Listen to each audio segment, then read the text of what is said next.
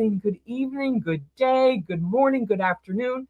Thanks for joining another episode, my most special episode ever, not only because I had the most amazing guest on, who was an untold secret of Washington, D.C., but it's also my 100th episode of the Cynthia Manion Show. And you're not going to believe this. Katrina, who's featured in my book, Black Pearl, Love Letter to the Ocean, Katrina Bactress, sent me these beautiful tulips as a present for doing my 100th episode. I am so touched. And I just flew home from working and walked in the door and sat down to do this and went down and thought, oh, I should just bring in those boxes. And thank goodness I did, because now I can feature that. So here's Linda Roth to make it all special for us. She is amazing. She is the founder and CEO of Linda Roth Associates. Wasn't she the smart one way back then? It's a hospitality PR legend.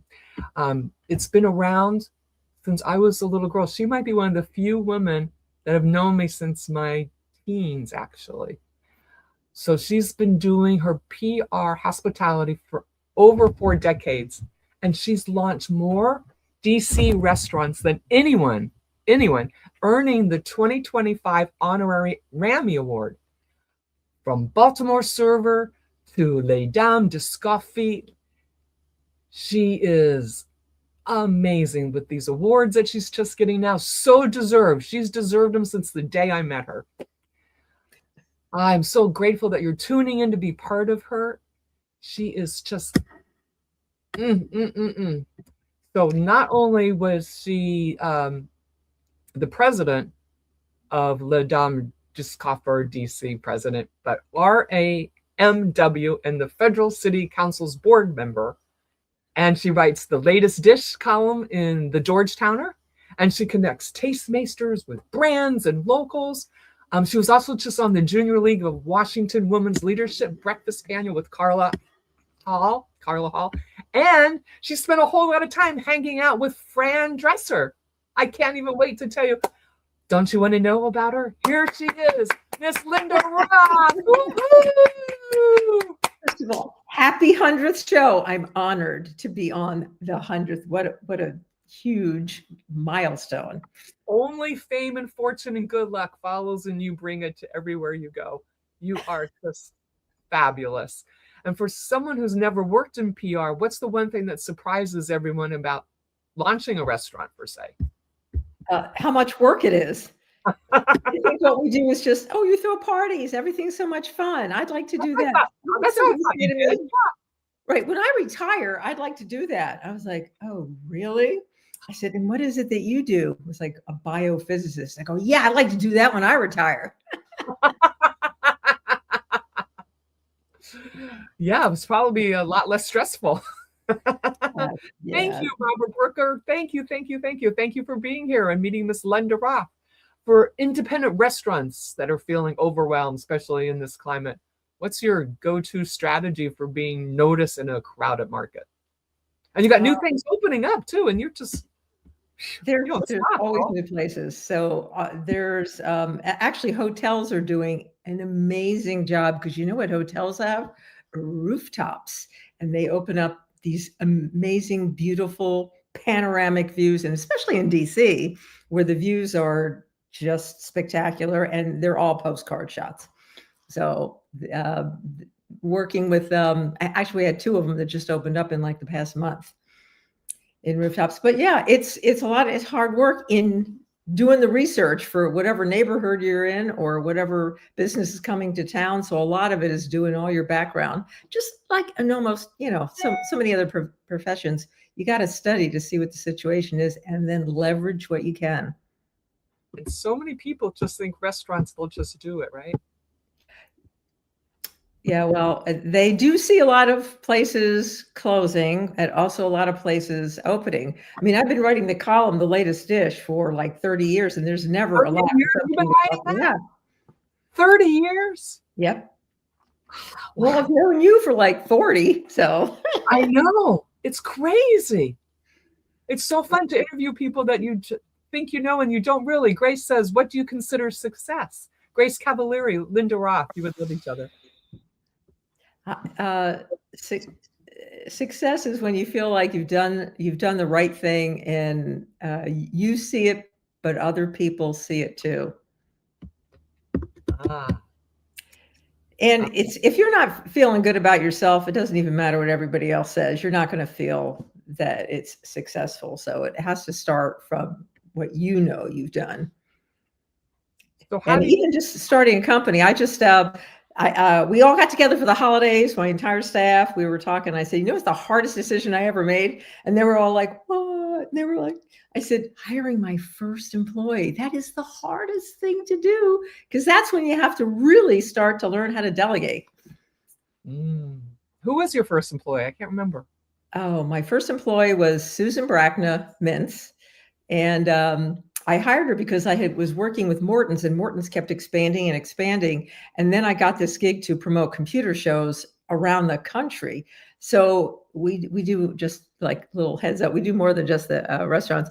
And I knew I was going to be traveling, and I need to have somebody that actually got it and knew what she was doing and loved the biz. So that was Susan. Wow.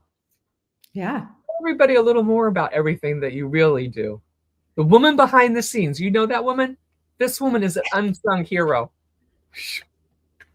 And you never know it. She's elegant, dignified, just knows, gets it done, and doesn't say a word. Well, I say a lot. Nobody's ever accused me of, being shy or quiet. Being for the people, you don't say enough. And there's a lot out there. I mean, this town is so rich in events and people and new things. You know what? I tell people, I don't have to move to be in a new environment. It changes every 4 years here. So you always have new people and new things happening. And so that's what makes it such a dynamic area. It's also what could make you completely nuts too, but it's never boring. It is never boring. So, I mean, just look I learned from our friend Michael O'Hara. If you want to know how to take advantage of what's happening, just take a look at the top of the news, see what's going on in the top of the news. Back in the day, it was like, make sure you read the front page of the paper. And then now it's like, just see what's happening and then work with it. I mean, in this town, it's like our national news is our local news. So we got like more to deal with. And also we have sports teams and we have theater. So there's so much to be able to leverage and work with between all the amazing nonprofits that we have. So that's why we're never bored, and you just build up your network. And I tell my staff, if you're going to join any kind of organization, you join it to lead it. And that's what they've been doing. You just don't join because you're like, okay, I don't know what I'm getting out of this. Am I going to earn it? So, but you do it because you're going to make a difference, and you're going to make it feel like, okay, I was successful doing this. And people love you, and they love what you do for them. How do you do that for chains entering DC? How do you make them feel local and loved by the community? That's one of your secret sauces. How do people feel local and loved? I think getting involved. There's usually when we do an opening of almost anything, it's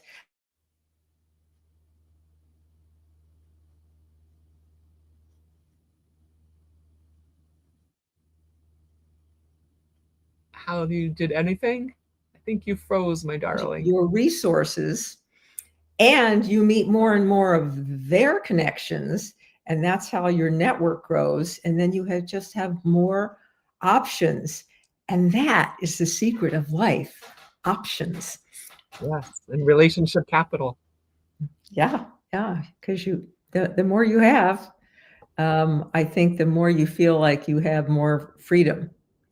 Yeah, and you learned that one really quick. Entrepreneur in Washington, D.C. all this time and surviving and thriving. Whew. Well, that's because it's never boring here. I try to whenever anybody moves out of this area, I think that's when they really appreciate all that goes on here. Okay, if you go to New York, you're like, okay, you got nothing. There are some places that are just offered all. I mean, we'd have theater, but we don't have a theater district like New York does. But I think we're working on it. Yes. And also we get a lot of the shows here before they go to Broadway.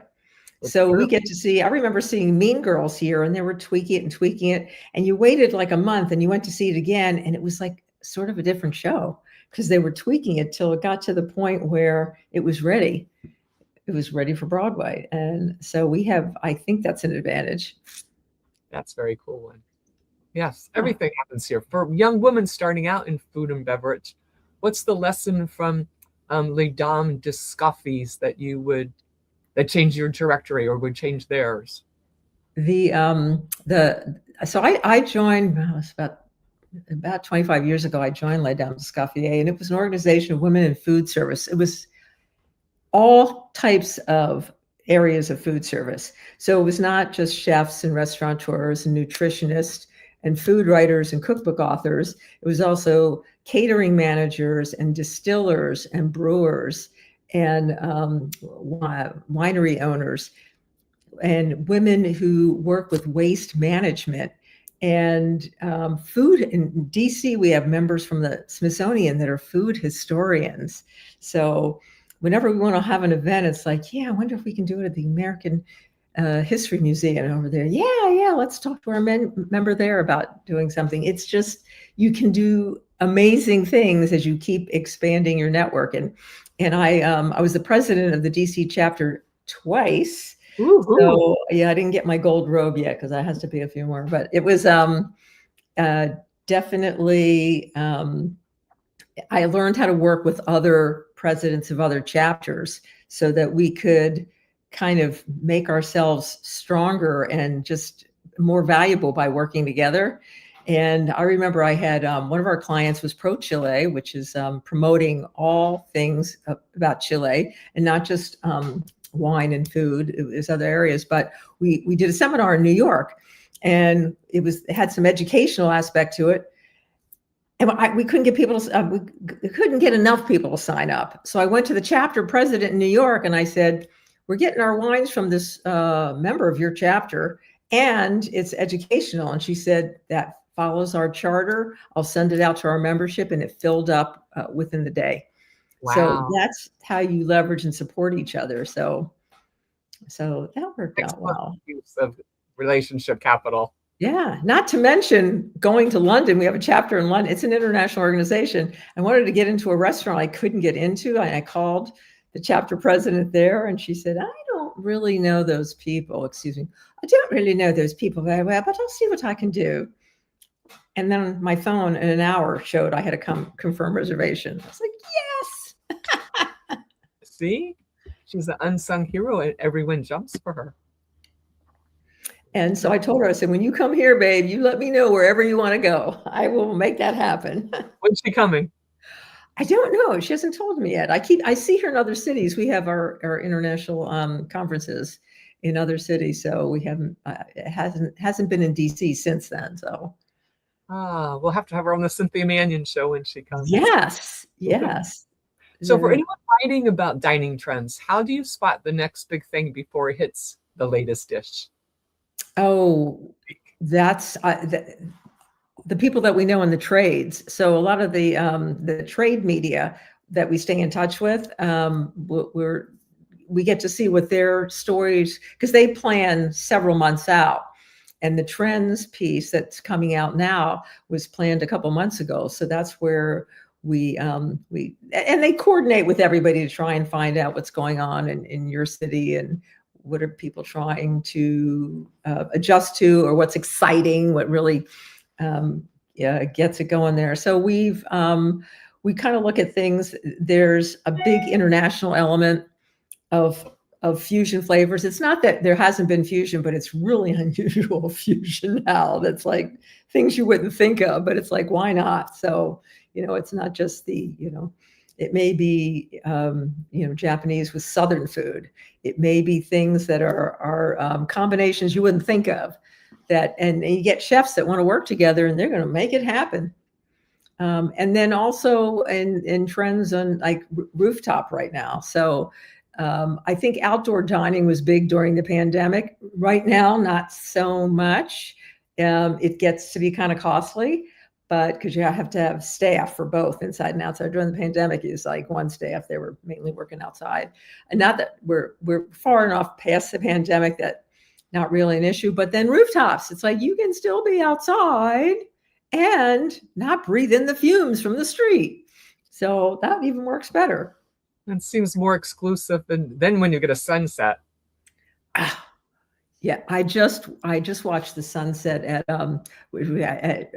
Realm, which is at 9th and O, and watching the sunset there. It was just opened. I'm like, that's where I want to go. That's where I'm going tomorrow night too. So yes. Ooh. What other places would you recommend right now in Washington, D.C. to our young star wannabes and stars that are and stars that aren't with us anymore? There's so many fun places to go to. So for Mexican, I go to Delania. That's one of Richard Sandoval's restaurants. So there's always something, even when people say, I don't really like Mexican, I go, oh yeah, you want to try this. This is not what you think it is. And if you do love Mexican, you can love it even more here. Where I go, I have some the rooftops or the outside. I love to watch sunsets. So the Point in Southwest, you just sit out there right on the water. It's where three rivers come together. So I'm in ecstasy watching sunsets and eating fresh seafood. I'm a big seafood fan. So my heaven, my personal heaven. Yes. Yes. Grace Cavalier put a question up about asking you about the glass ceiling. Talk about the glass ceiling in your industry, please. Thank you, Grace. There have been, it's an ongoing battle. Our industry, I think in all industries, if the only way to break through is to become the owner. So I talk to people that it's challenging within organizations. That's where you learn your nuts and bolts. And then there's so many women now that are starting their own restaurant groups, they start with one restaurant. Look at Centralina and Amy Brandwine and how she's grown. And it's Hollis Silverman. There's different women that realize that the way not to have a glass ceiling above your head is when you build a house. And there you go, ladies and gentlemen, the food for thought, so to speak. But it's not easy. It's not easy. You gotta love it. You gotta love it. Whatever it is, you gotta love it. For nonprofits like DC Central Kitchen, how did Kitchen Cabaret at the Kennedy Center come together and raise? Oh my God, that was so that Kitchen Cabaret was the predecessor to the Capitol Food Fight, which is wildly popular right now. And it came together because DC Central Kitchen wasn't going to make payroll. And I got this call from, God bless his soul, Jean-Louis Paladin, who is no longer with us. And he said, we have to help DC Central Kitchen. We have to do an emergency fundraiser. And I said, and you're calling me because, and he said, because you work with the restaurant associates at the Kennedy Center. You're the only restaurant in town that you're done by 8 o'clock. Everybody's downstairs in the theater at the Kennedy Center. So we can hold an event at your place at 8:30 and we'll use all the chefs. He goes, I've already got all the chefs, Roberto Donna. And it was just like every great chef. They were selling tickets to their best customers. And the kitchen was so big at the Kennedy Center. There was room for all of them to cook. So I said, okay, well, the one thing is I have to have a talk with, my client about doing it here and working within their organization, but everybody worked together and we made payroll. We helped DC Central Kitchen make payroll. The chef, it was called Kitchen Cabaret because the chefs, they're at the Kennedy Center. They performed. So we had some chefs, it was a front of the house manager sang opera. Carol Greenwood time played piano. We had the All-Star Chef Band. There was, I think it was a couple of the chefs played drums and guitar. And Roberto Donna does magic. So he dressed up, he had the hat and the cape and he did magic. And a very young new guy that came to town, Jose Andres, did flamenco dancing. So it was with his wife. It was an amazing evening. We did it for a couple of years, and then it transitioned into, it was too small venue at that point. So it's now a much bigger event. The Capitol Food Fight, like twice as much fun. The chefs, the tough part of that is they had to time their food when they weren't performing. So not only, and you could hear them at one point, you could hear Roberto screaming in the kitchen, "The pasta's ready, the pasta." Well, you could hear it outside. They felt that was part of the show. Oh, that's great. Yeah, it's part of the show. Yeah. Nothing better than just real life showing up and being authentic. If talk about authentic, you got the best name here. Sandy Shell says hi to you. Oh, hey. Hey. I love your name, Sandy Shell. That's so perfect to go with Linda's Sunsets by the water. Fabulous, fabulous. Patricia, hello, Patricia. She goes, hello, everyone. Congratulations. And oh, thank you. 100 episodes today. Yes. Woohoo! By accident. Amazing. That's a big deal. The time of my life. For hotels balancing luxury and approachability, what's one of those campaigns that nailed both for your clients, for them? Oh, for well, everything she does is it's hard to pick out one. I mean, give us a few. Top 5, top 3 favorite. Well, we've when the St. Regis became the St. Regis, we worked with them on that changeover. It had been the Carlton, the Sheraton Carlton, and it became a St. Regis. And the challenge was every Grand Dame hotel in different cities that became a St. Regis, they weren't built from the ground up. They changed. They were all different. They didn't look alike, but they had to have that same outstanding service and just feel when you walked in. And so we had to make sure that translated with that, which did pretty well. I'll say. Amazing. Yeah. Amazing. Yeah. But new hotels are so exciting. They're just, it's like the smell of a new car. It's just like, oh, yes. So we just newly renovated hotels are like, yes. It is so fun to see all the new things that are coming up, and the decor and the pictures and how they did that and how they did this and the color use. And yes. I mean, out in Reston, the Marriott, the AC, it's all spectacular and new. Their rooftop that looks out over that sunset, so you can go in different parts of the city to see your sunsets. You can tell I'm obsessed with sunsets. So. You could do a book on sunsets of DC. Prime locations. I want to copy, and I'll go in order. I love it. What a great idea. For food service, help me do my research. Yeah, exactly. You probably already did half of it or more. Food service pros that are, what is it? Restaurant Association of Metropolitan Washington, yes. RAMW. What's behind the scenes story of your board impact that still makes you smile? Oh, so in all truth, I was on the board a while ago. So if you are not a restaurant, you are an affiliate member. And so that rotates more frequently board members than the restaurateur board members. So you got to make room for, I guess everybody wants to be an affiliate board member, and you do have some great impact and you meet some great folks and help, but you work. You definitely work. It's not, that organization has to work with the Maryland, Virginia, and DC councils and all the laws that affect this tri-state area. So it's doing triple duty, especially in these days when so much is changing and so much is trying to adapt. So, I mean, streeteries, they became a lifesaver. And now they're trying to determine how's that fitting into our lifestyle and budgets these days. So it's, but I have, we worked with the RAMW for many years and helping develop all their restaurant week and cocktail week and the Rammys, it's the Oscars of our Washington, DC restaurant community. So, and I was honored that, and you yeah, gave a speech, and it was amazing. yep. I was Tell I got an honorary. Tell them about these Oscars. It's first of all, you get to see everybody that you work with all dressed up. I mean, everybody cleans up well. So it's people, and people get pretty creative. So it's not just, a tuxedo. It's something sparkly, or it's tuxedo shorts, or it's just, you name it.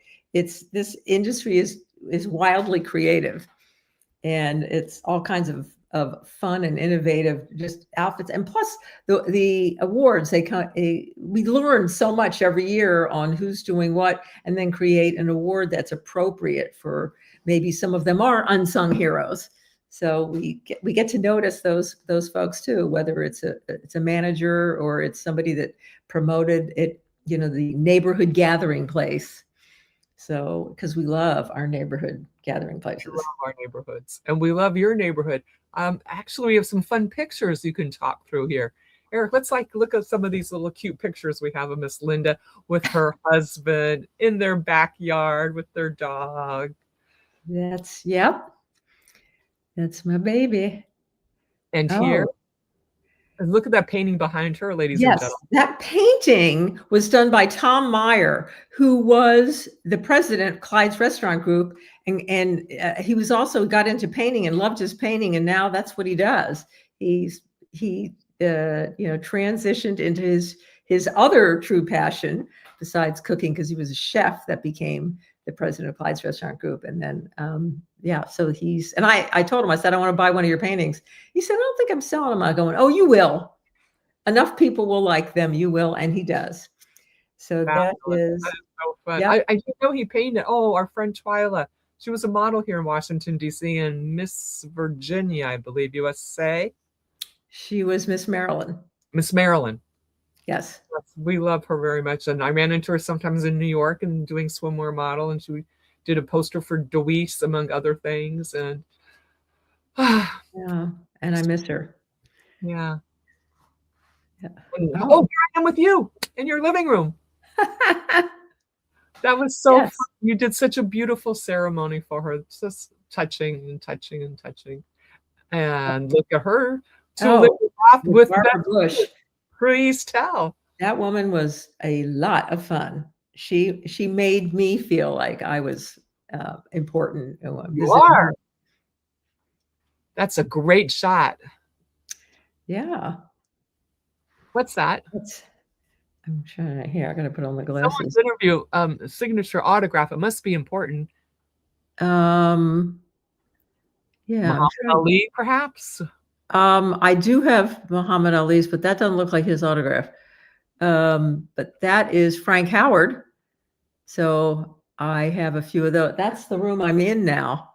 What's got that was so fun. You wouldn't believe the cool stuff she has in there. Mm-hmm. And that is the Beatles. That is from the All-Star game that was held here in DC at Nats Park. The next night, I think maybe the night before, the Eagles performed. So they signed a uniform, a Washington Nationals uniform. And it was my friend Tanya Sharp, who works for Live Nation, has a charity that they work with. And I bid on it. Fabulous. Got it. Is huge Eagles fan. So that worked out. So, and Eagles and Beatles. I will always be a Beatles fan. Okay. That's Muhammad Ali's glove, and Joe Frazier too. Oh, that was when Fight Night was. They had a lot of the greats in. Actually, Muhammad Ali was not from Fight Night. It was I worked with the Larry King Cardiac Foundation for a number of years, and Larry was when he created the foundation, it was for people who fell between the cracks. So it was help to pay for cardiac surgery. And he and Muhammad had this great relationship to help each other. So he helped us all the time. He said, oh, you want us to, I'll sign gloves. He signed a poster. One time I had a bidding war on this poster that he signed. And I told both of them, both the people bidding on it, I said, if both of you bid the same amount, I will ask Muhammad if he will sign a second poster so you will both have one. And he did, because what a nice man. What a really nice man. So that was kind of fun. Yeah, I have as you saw, I have like a shrine in my house of the times I've met Muhammad Ali. So, and that was Bill Clinton crashing my birthday party. He didn't realize he was crashing my birthday party. He thought he was at James Carville's book signing party, which was on the other side of the private room that was divided in half at the Palm. And he was having a real good time because I had all my friends there. And so finally I had to give him back to James. But how wonderful of him to stop by for your birthday. I know. Your friends must have been like, woohoo, now we know who Linda Roth is. That really was hilarious. Woohoo. But that's my boxing. There's Muhammad, and the different times I've met him at once was at the he was at a book signing for his friend Howard Bingham, who did the ultimate photographs of Muhammad Ali, and he was there at Govinda Gallery signing the book along with him, and none of the sports writers knew he was in town because he was just doing it for Howard and he didn't want it to be about him. But of course I called Tony Kornheiser, who's a friend. I said, guess what? Muhammad Ali's going to be in town. He's like, I think we would know it if Muhammad Ali was in town. And I said, you want to bet? And he goes, wait a minute. I'm going to call Wilbon. Wilbon, you know Muhammad is in town? He goes, no. I go, oh, I want you to meet me over at Govinda Gallery at 6 o'clock. And I'm only going to bet $100 because I don't want you to lose anything more than that. And then I walked in and he was just staring at him going, how did you know this? I was like, got to know people everywhere, sports, arts, everything.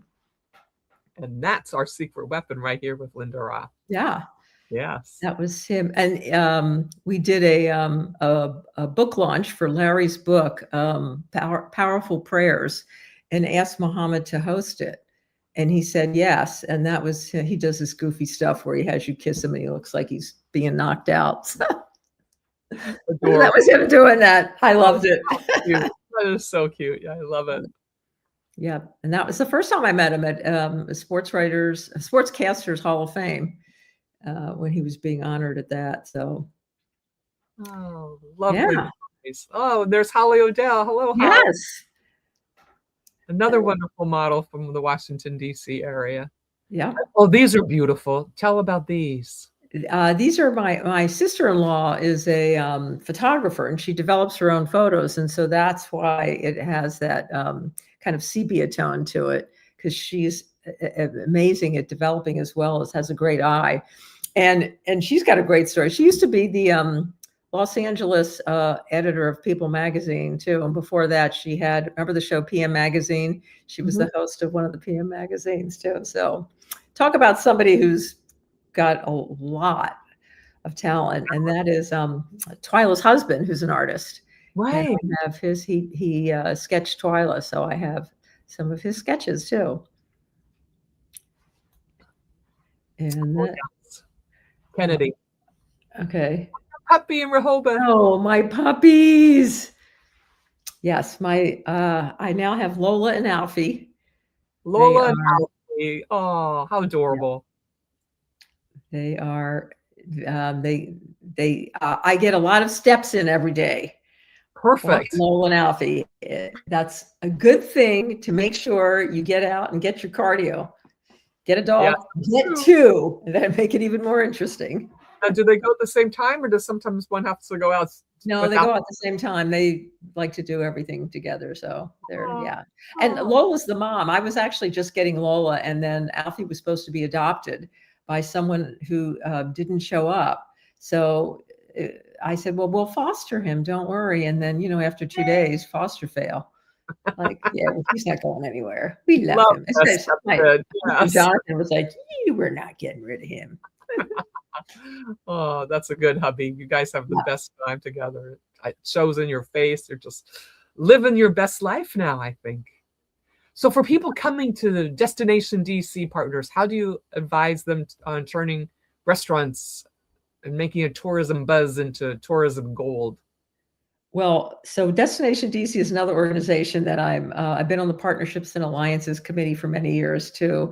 And every client we meet with that's getting ready to open, we highly recommend that they become a member of Destination DC, which is our CVB that helps promote them in the city. So if they do, I show people that you may have seen it if you Googled me. They did a whole piece about our company. Of course, we're members, and they do that for everybody that joins. So you get this, and they do it on Instagram. So you get this huge. Anybody that wants to come into DC, hold an event in DC, they always go through Destination DC, and that's where you get all this exposure. So they have a lot of members, and everybody complements each other. It's not just hotels, it's transportation, it's like florists, it's caterers, it's everything that comes together to create amazing events in DC. So I just went to their holiday party this morning. They had a breakfast because there's so many events this time of year. They did a breakfast, and Smart. it was packed, and it benefited. They have their own in-house nonprofit, which is called Next DC, and it basically is an internship program for high school seniors to intern in different members' businesses around the DC area. So I got to meet a couple of their students, and one of which said, "I'm following up with you. This is what I really want to do, and I want to be able to learn more." So very fun. Yeah. Now you're even a bigger trendsetter following you and giving back. That's so lovely. Well, it's a great organization. Sometimes it's like, oh, you really need to join this, but this one is like, no, you really get stuff out of this. So and because there's only so much money that businesses can spend in their associations belong to. So they really carefully try and pinpoint what's going to be the most beneficial. So between that and if they're a restaurant, the restaurant association are like the two that you gotta. Yeah. It's you want somebody speaking on your behalf, those two you gotta. And they're great people. Amazing people. You hang with an unbelievable crowd. You probably have like ideas like this going all the time. Like, how do you get inspired? Oh, just seeing what's going on. Sometimes just studying a situation, going, what we could do to make that even cooler if we bring in this partner or this partner. So it's just you have to be out.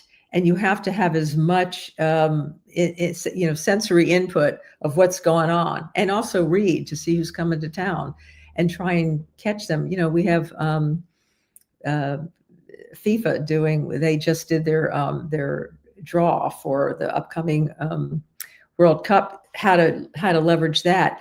We have the 250th anniversary of this country coming up, and there's going to be a ton of stuff. So trust me, we're already on that and things that we're planning to do with our clients. And also we work with Events DC, and Events DC's got a lot that they're planning for this. So, yeah. So we do a couple of events for them, like Passport DC and the Embassy Chef Challenge. Oh, we know man, our Embassy chefs. Embassy Row, guys, if you haven't been there, that's a nice little walk to see how they built their buildings and what they're up to.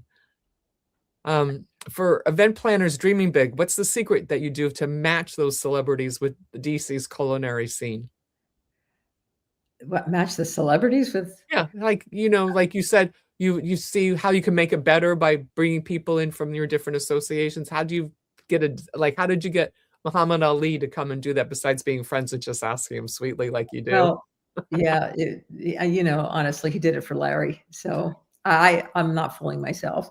I know that. Or so I have two friends that became famous. One of them is Larry.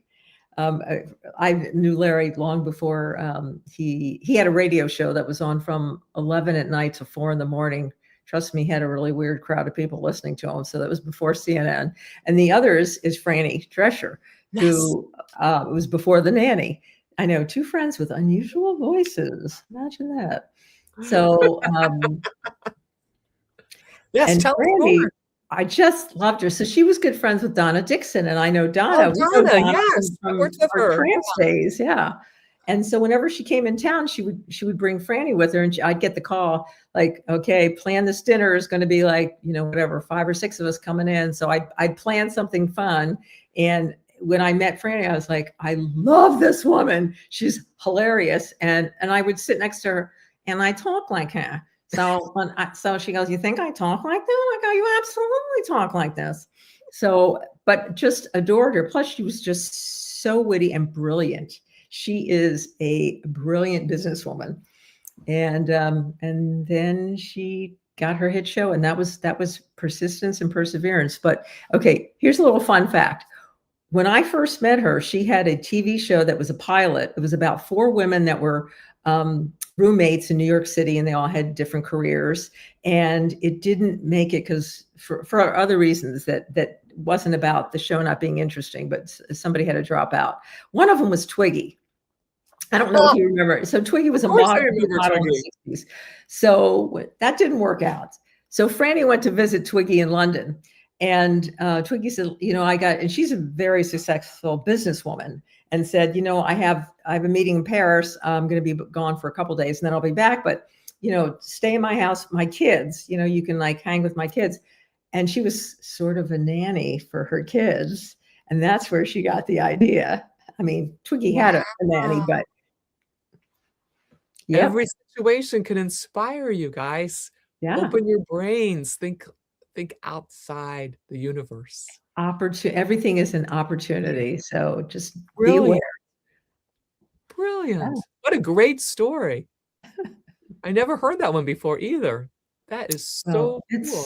And everything's been part of her life story. When Happily Divorced was about her and her husband, Peter. So everything's from what you know. They tell authors, write about what you know.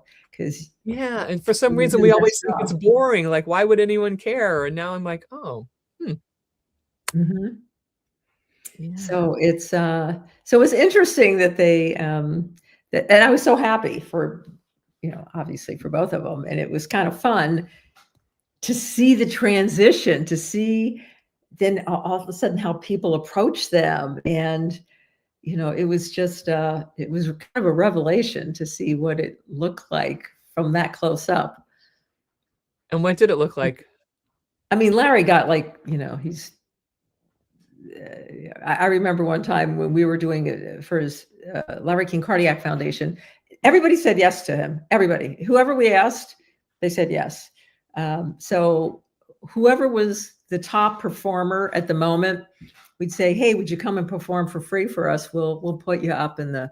We had the Ritz-Carlton had just opened in West End, and they all said yes. So for free, but I mean, we still paid for their lodging and all, but it was an amazing experience. And just to be able to work with those kind of people and to make sure that you met their expectations, because what I'm sure what they were used to, and a corporate gig is a lot different than playing an arena. And we had some of the people like Tim McGraw that were used to playing huge venues, and it was like 650 people, and he's like, "Do these people know who I am?" I was like, "Oh, do they ever?"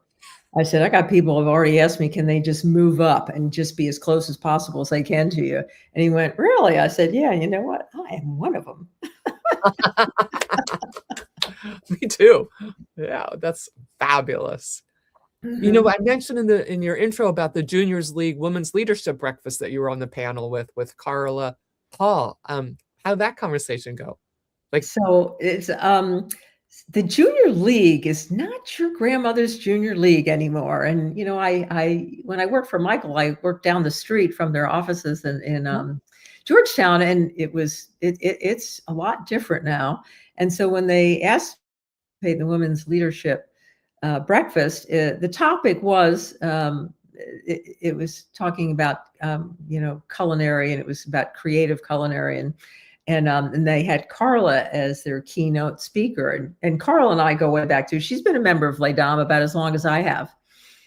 So she's, in fact, one of the the woman who was the president of our chapter is the one who submitted her name for Top Chef. She didn't even know it. She thought it was like a scam call. And then finally, Catherine said, no, like, you know, I submitted your name. It's for real. That's fun. So, that's fun. Yeah. And it was, and I was with some amazing women that were on the panel. Jess Sidman from Washingtonian led the panel. Nikki Nellis from The List Are You On It was on the panel. Erin Tucker Olawale who's a professor of hospitality. She was at Georgetown. She's at University of Maryland now. And it was just this, and Tiffany Williams from Martha's Table. So I got to meet her. So we all had different perspectives of our industry that we could integrate into this conversation that was so much fun. These women are so much fun. So it was a really nice experience, and it filled up the Willard, which is fabulous. Willard Ballroom. There was a lot of women there. Woohoo! Yeah, very fun. Switching to small business advocates, what issue did you bring up to Senator Kaine? And what was his name, Waukesha, that fired you up? Oh, which time? I mean, there's there's a lot of issues, so I'm not sure which one, but Kaine has always been an advocate. In fact, he is also a performer. He really? At Blues Alley, I saw he was part of a group of Blues Alley that I went. Really? Yes. Huh. A little known fact. That's how I really got to meet him, because when my friend said, I have a friend, and she's very political, and she said, I bet you don't know he's in a band. I was like, yeah, right. And then there he was. And good, and really good too. And just he's a big supporter of a lot of the hospitality industry, because hospitality is so important to Virginia. So keeping our industry on solid ground is important. And right now, I know the word is uncertainty, and we're trying to stabilize that, so there's less uncertainty, because if you want any kind of growth to happen, people have to feel certain about their business. That the people who are investors have to feel more confident. So that's what the focus is now, to make sure people understand that this is a solid base to build on. So whenever you have a politician that's consistently been supporting you, that's always you feel very confident that your whole community is going to continue to grow and support each other. Yeah, that's good. I'll let you know the next time he performs too. Yeah, I'd love to come. That would be a hoot, especially a Blues Alley. I saw Eva Cassidy there. Oh, whoa. Okay, that's something. It was. I saw her twice, actually, maybe 3 times before. Right. Yeah. For Baltimore natives now, how did serving at the Dirty Dog Saloon teach you guest connections that last? Oh, that was my first job in the industry. Ever. Is that what got you fired up with passion? Oh, yes. I lived in Ocean City, Maryland, so it was bound to happen. My first job was going to be in a restaurant. And it was, their main dish was steamed crabs, and they were right across from Frontier Town, which is where families went. And a lot of those families weren't from Maryland, but they wanted to try steamed crabs for the first time. What I learned is to ask, have you ever had steamed crabs before? Because the first time I didn't ask, and I served it, and you get the wooden mallets, and this guy just took the mallet, looked at the crab, and went wham, and covered the ceiling, everything in crab meat, crab shell, everything. And I remember like pulling it out of my eyes and going, Can I show you a better way to do that? With such diplomacy as Linda Roth is known for. Yes. Yes. So, but it was fun, and that was when the one thing I also remember about that place is the bathrooms. The door on the bathrooms for the men and women said it was Dirty Dog Saloon. So it was a picture of two dogs, a pointer and a setter. And there were people just in front of the two doors staring at it, and I go, "You go in that one." It's like, get it, get it. Oh, that's fun. And now you don't even have to. Yeah, yeah. For networking pros, what's your signature event tip from your 13, 14 years with the American Marketing Association? Oh, yes. That was one of the organizations that I said, okay, if I join this, I have to do something. I have to lead in some area. So they created a new board position for me it was the vice president of networking, because a lot of reason why people join associations, almost any, is to network and make other business contacts. Well, their networking events were kind of like, bleh. Excuse me, meh.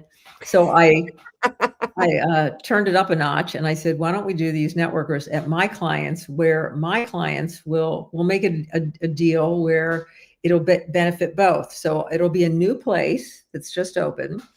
It'll be a cash bar, but I'll ask them to do complimentary appetizers and also a drawing for a gift certificate, because that way, whoever enters the drawing, then the establishment can legitimately get their mailing list from that, or their listserv from that, because I wasn't giving them anything. They had to get it the legitimate way. Brilliant. So all of a sudden, the word came that there was cool new places. It was great food, and they got a chance to meet other people. And we did, sometimes we did like speed networking, or we did something fun, and then they get to win something. And we took a photo. So the restaurant or whatever the venue was promoted to all the members. And these are the members that actually plan events for their companies. So it was really a win-win. And they got a second round of publicity for the winner, the photo and the newsletter of who won the gift certificate. So everybody felt really good about this was helping. And phenomenal input from everybody to make such a grand event. Yeah. So it's still, I still go to networkers, and now after 13 years on the board, I was like, yeah, I'm going to pass this along, because you've served, you've done. And Eric B. Flanora says, good evening, ladies. God blessings to all, and right back at you. With family-run spots, how do you help them tell their story without losing those authentic, charming moments? With family spots, family restaurants, family-run spots. Oh, that's what you build on. That's an asset. So it's a story. Yeah, that's I mean, you build on, like when we opened RIS, and RIS was it was her, but it was like a family. We work with the independent operators too, and you leverage what makes that special, whatever it is that makes it special. RIS is one of the most nurturing human beings I have ever met, and she has a kitchen crew that is so loyal, has been with her for such a long time. So it's and also she has some dishes. She used to work at some other places. She was at 1789 for 10 years. And then there was a period of time where she consulted for like Lebanese Taverna. And that family is a wonderful family. I did some work with them as well. And some of the dishes she created for them, she's still serving. Her lamb shank. Oh my God, her lamb shank. Yes. So it's, that's an asset. And they, what makes them special is going to continue to make them special, because they realize what it is that draws people to them. Yeah. And that's even more valuable now when we try to get back to our roots, so to speak, right? Yeah. Yeah. Oh goodness, we're running out of time, and I have like a zillion more questions. Let's go to Federal City Council SWAT team approach to solve DC's toughest issues with building community over there. That was so the Federal City Council is an organization made up of 250 business leaders, you have to be asked to join by Tony Williams, the former mayor of Washington, and he's been leading it for quite a while now. And he has, when you get the call that he wants to talk to you, because you go through a process where he talks to you, because if you're asked, there's a reason why you're asked, and you have a serious conversation, and it's an honor, actually, quite an honor to be asked to join, because the people that you're in the company of. And then we got the contract from the bid council, which is the business improvement districts, for return to office. This was back when they were trying to make sure they could bring everybody excited back to work. Well, we had to pivot because there was no policies that were requiring people to come back to work. So we changed it to return to city life. What do you miss and love about DC? And you're going to come back for that. So we changed that, and he said you're going to do a District Strong on it, District Strong, or the webinars that we have for membership to show what we're doing to get people back into DC. So we did one of those. That was my call to action, and I'm still waiting because I know there will be other calls to action. But and now we work with the downtown bid. Did you just read about how we broke a world's record for the most couples kissing under the mistletoe? Oh, I did. Yes. Tell us about that. That's perfect. That was us getting the publicity for them. Of course. Oh my gosh. It was great. It got so viral from what we were posting that we had the head of the downtown bid, Jaron Rice, had to ask the police to shut down the street where we were doing it because there was more people than we could handle. So they were like underneath the mistletoe. It was a humongous mistletoe, but there was over 1,400 people that were under that mistletoe. And yes, we broke the world's record, and it was certified by Guinness. So it's a certified record now. So that's so cool. And the holiday market, so it was cool, isn't it? We were going to do it at the holiday market, and then it just got too big. So people can still go to the holiday market. Okay. And watch out for your mistletoe, ladies and gentlemen, during this holiday season. Still kiss under it. Yeah. For writers pitching columns, what's the hook that landed the latest dish in the Georgetowner? How did you pull that one off? So for me writing the column? Well, both. Yeah. Oh, so initially I wrote a column for a trade publication about new restaurants opening, and it was for vendors and suppliers. And I did that for a number of years until the publication went away, which was sad. So vendors and suppliers, it was this mutual admiration society. They got their leads. They would use my column for leads because I'd read about places before they opened. And they in turn would always, or they often recommended us, not always, but and then my friend Sonia Bernhardt, who's the publisher of the Georgetowner, she said, "Oh, my columnist that writes about restaurants is going on vacation. Can we use your column?" And I said, "Yeah, but my column is about places before they open." And she went, "Oh, people love that."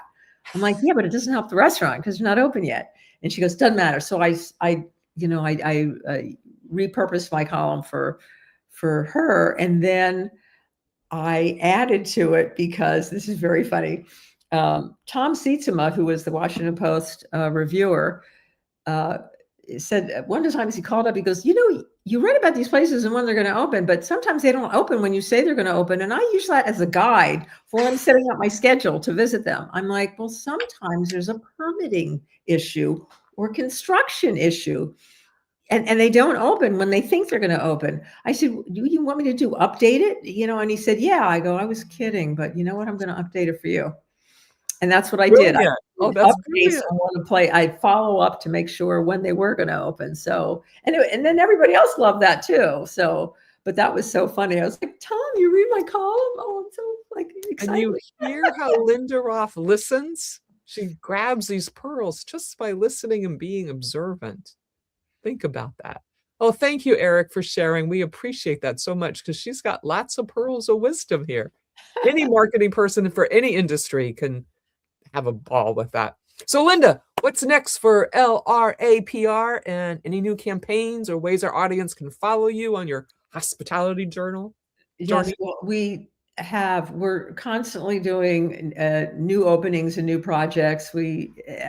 So we have a lot coming up in the new year. So we feel blessed because we know that, everybody's thinking like, oh, it's uncertain. Well, so far we have some certain contracts. So we know how we are moving forward in the new year, and we love growing with our clients. So that is what makes it really exciting. Like I mentioned with Morton's, when we had grown with them, and like Atlas Brewery, we are growing and we want to keep supporting them. And yeah, it's fun, and it's also we have some of our staff is in different parts of the country, so now we're doing openings in other places too, like Charlotte and like Atlanta, and projects in Miami. So it makes it very exciting. Fabulous. And there she is, Linda, right there, Roth Yes. PR. That's our handle for Instagram and Facebook. And do you have any other places for people to reach you? Yes, that's our website. Right there. Website, lindarothpr.com. Easy, guys. Linda Roth. You can spell it, PR at the end.com. Just keep it in the back of your mind if you want elegance, dignity, contacts, growth, imagination, and follow through. An unsung hero, Linda Roth. Love you. Friend, someone to look up to. It's been an honor having you on the Cynthia Manion Show for our 100th show. Thank you. Thank you. Gosh. It's like yes, back to your roots in a different way. And here we are, just keeping the world going and being appreciative and grateful. Grateful for all of you joining. Grateful for you making us be around for 100 shows, to the next 100 and a million to go. Thank you so much. To the next 100. Woohoo! I got tea. Cheers. Cheers. I'll see you. Actually, I won't see you next week. We're doing a replay because it is Christmas Eve.